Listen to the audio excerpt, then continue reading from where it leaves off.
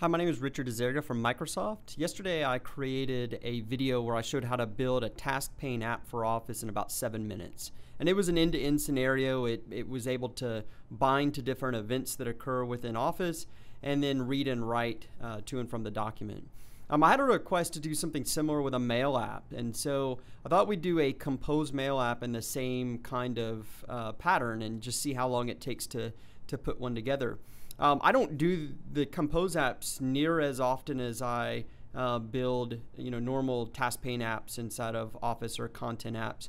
And so I thought this would be a even better kind of scenario to show that it's actually quite easy to build these. So the only thing that I've done in preparation for this is I've found a service that I'm going to call out into to get some data. I'm going to use something that's in the Azure Marketplace, Data Marketplace, which is the Bing Translation Services. And so our little compose app, what it's going to do, I'm going to be able to write kind of the body of an email and translate that to any language I want, and then inject that into my mail body. And so that's kind of what we're going to do with this.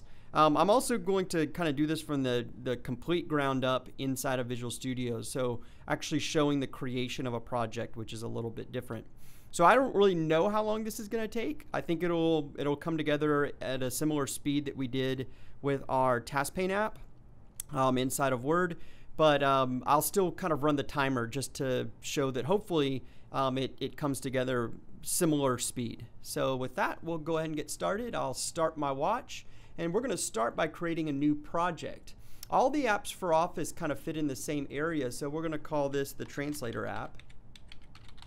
And it's going to be an app for Office. And then we're going to get this wizard that allows us to select what we create. In this case, I'm going to create a mail app, and it's going to be a compose app for email. And so you can see I have this option here that it's just email.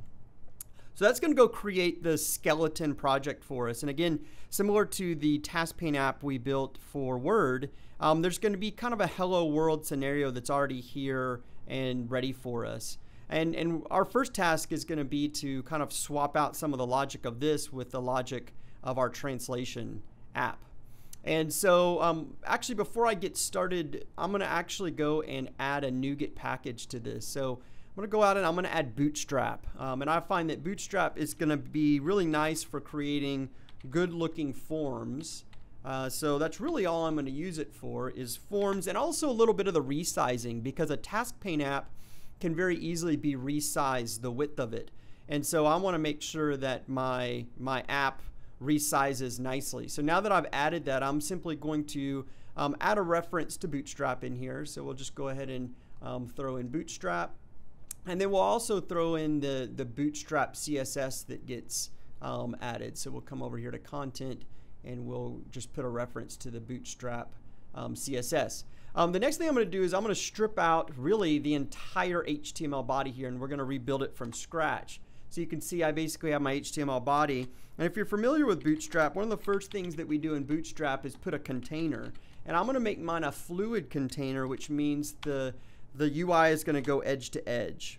The next thing I'm going to do is add a few rows. So I'm going to add a row, and inside of that, with our grid system that Bootstrap gives us, I'm going to go ahead and make this a column extra small of 12. So I want, regardless of the size, I want it to use up the full width. And then we're going to have a row for our header. We're going to have a row for where we can select the language.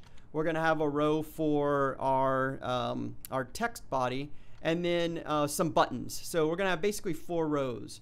So this first row, I'll go ahead and put a header in here. We'll just do an H1, and we'll say translate. The second one here is I'm going to add another div that's going to be a form group. So put a little form group in here. And what I want to do is put a drop-down list so that we can, or actually we'll do our text area here. So let's do a label first. So we'll do a label, and it's going to be for, and we'll do txt text. So this is the text that the user is going to enter in, and we'll call this translate text. And then I need a control. In this case, we're going to use a text area. And this is where Bootstrap gets really nice, because what we're going to be able to do is use all the great styling that it already can apply. So we'll do a class here of form control. And that's all you really need to remember in Bootstrap when it comes to controls is form control. It'll make really any form control look nice from that standpoint. All right, so let's do another one. Our second column is going to be what we're translating to. So we'll put another label, and we'll say for, and we'll do a CBO to language. And we'll say translate to. And now I need to insert a drop-down list. And the only thing, one of the things I did ahead of time is I went and got all the different languages that Bing Translation support, so I didn't have to type that live. So I'm just going to paste that in, and it's basically just all the different languages. And then finally, the last thing is just a couple of buttons that we're going to put out here. So we'll put a button. The first one, we'll call this button, let's do button translate. And we'll give it a class of button, button primary, and maybe button block.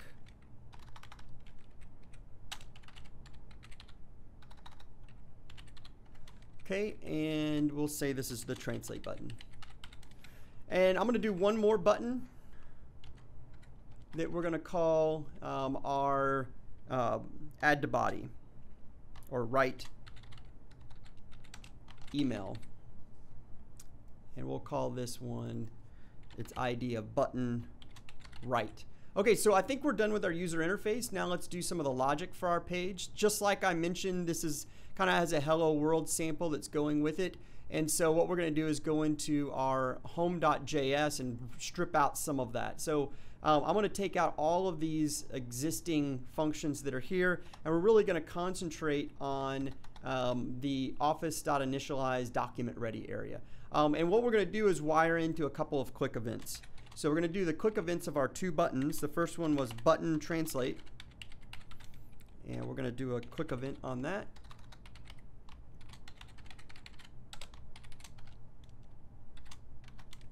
And then we're also going to do a quick event for our button write.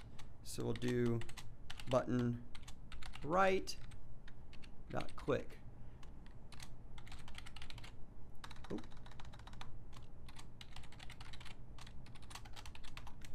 All right, so the next thing that we need to do here is the write is actually going to be really simple. We're going to just say office.cast.item.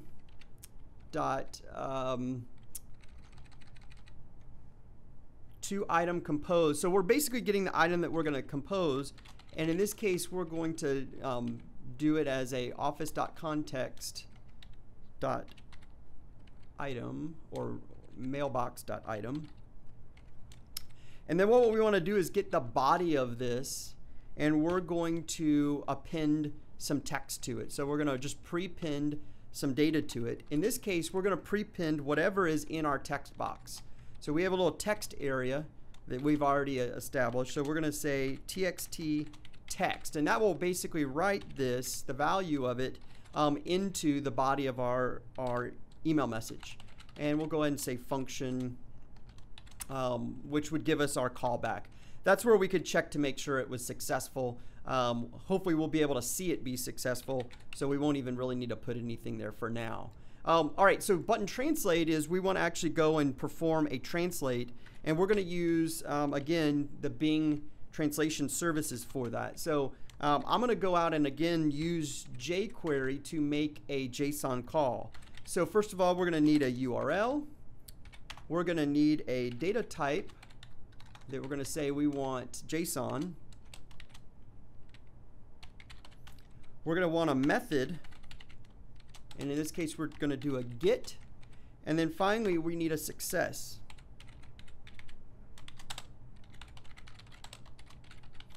And that's where we're going to process things in our success.